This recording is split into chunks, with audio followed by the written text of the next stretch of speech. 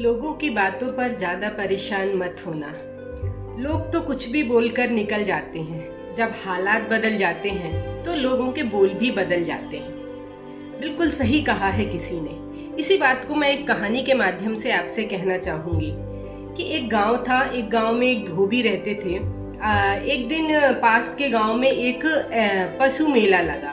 गांव में इस तरीके के मेले का आयोजन अक्सर होता रहता है। उसने अपने बच्चे से कहा कि हम पशु मेला देखने चलते हैं। वह अपने धोबी के पास गधा होता, उसने अपना गधा लिया अपने बच्चे को और पशु मेला देखने के लिए निकल पड़ा। वो थोड़ा ही दूर निकला था कि गांव के पास एक नदी बह रही थी। वहां पर कुछ औरतें कपड़े धो रही थीं और वो आपस में कुछ बातें कर रही थीं। उस धोबी ने और उनके बच्चे ने उन औरतों की बातें सुन ली। वो कह रही थी, कैसे देखो तो कैसे लोग हैं।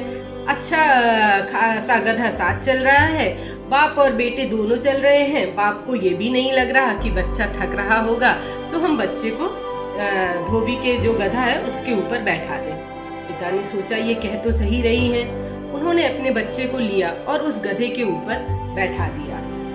जब वो थोड़ी ही दूर आगे निकले तो गांव के कुछ बुजुर्ग आपस में जा रहे थे। वो भी उनको देखकर कुछ बात करने लगे। बुजुर्गों की बातें अपने अनुसार थीं। वो कहने लगे, आजकल के संस्कार कहाँ चले गए। देखो बेटा आराम से बैठा हुआ है और पिता चल रहा है, पिता को इज्जत भी नहीं दे रहा। और देखो धूप इतनी तेज होती जा रही है। पिता को लगा बात तो सही है, मुझे भी इज्जत मिलनी चाहिए। और वो उठा और उसने बच्चे को नीचे उतारा और वो खुद उस गधे के ऊपर बैठ गया। जब वो थोड़ी दूर आगे चला तो कुछ यंगस्टर्स जा रहे थे। वो अपनी सोच के अनुसार बात कर रहे थे। उन्होंने बोला, देखो तो पिता को कैसा है, ये खुद बैठा हुआ है और बच्चे को पैदल चलाए जा रहा है। कहा यार, बोले ये तो अच्छा खासा गधा है, इसके ऊपर तो दोनों ही बैठ सकते हैं। उसने अपने बच्चे को भी लिया और उसके ऊपर गधे के ऊपर बैठा लिया और दोनों सवारी करके पशु मेले की तरफ चल पड़े। थोड़े ही आगे पहुंचे कि कुछ लोग और वहां से गुजर रहे थे। वो उन्हें देखकर हंसने लगे और कहने लगे कि देखो भाई, दोनों अच्छे हट्टे कट्टे हैं, गधे के ऊपर बैठ गए, वो बेचारा दबा जा रहा, मारा जा रहा। वो लोगों की बातों से परेशान हो गया। उसे समझ में नहीं आया कि वो क्या करे। उसने बच्चे से कहा कि रस्सी तलाशो। बच्चे ने जैसे ही रस्सी तलाशी, उसने गधे के जो है वो पैर यूं बांधे, दोनों पैर उसके आगे पीछे के बांधे और एक डंडे में लेके उसको अपने कंधे पे और बेटे के कंधे पे लेके पशु मेले की तरफ चल पड़ा।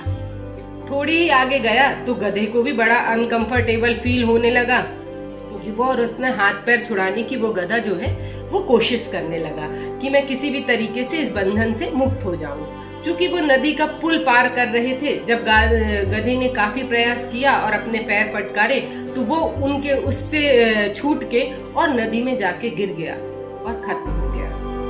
आपने देखा कि ना वो पशु मेले ही पहुंच पाए, ना उनकी जो इच्छाएं थी वो उसको ही पूर्ति कर पाए। लोग अपनी बातों के तहत कार्य करते रहे और इन्होंने अपने सारे के सारे काम जो सोचे थे बिगाड़ लिए और इनके हाथ कुछ भी नहीं आया। जो इनका गधा था वो भी चला गया। ये कहानी इसलिए क्योंकि इस दुनिया में जब भी हम कुछ करने जाते हैं तो हर व्यक्ति अपनी दायरे के तहत, वो जिस सोच में रह रहा है उसके तहत वो आपके ऊपर कुछ न कुछ कटाक्ष करेगा, कुछ कमेंट करेगा। कुछ ही लोग होंगे जो आपको प्रोत्साहित करेंगे। तो बस इस कहानी के माध्यम से मैं यही कहना चाहती हूँ, आप अपने जीवन के लक्ष्य और अपने कार्य को आगे बढ़ाते रहिए और जो भी आप अपने हौसलों की उड़ान को आगे बढ़ाइए। इस जीवन में आप जो भी प्राप्त करना चाहते हैं वो उसे करिए। लोगों की बातों में आकर आप अपने कार्य की गति को मत रोकिए। फिर मिलेंगे हम एक नई कहानी, एक नई सोच के साथ। इस छोटी छोटी सी बातों से यदि किसी एक का भी भला होता है तो शायद जीवन में मोटिवेशन के साथ हम आगे बढ़ने की इच्छा को और ज्यादा लोगों में ये कह पाए कि नहीं, आप अपनी इच्छाओं के तहत अपने जीवन को आगे बढ़ाइए, सही मार्ग चुनिए और सही राह पर चलिए। फिर मिलते हैं।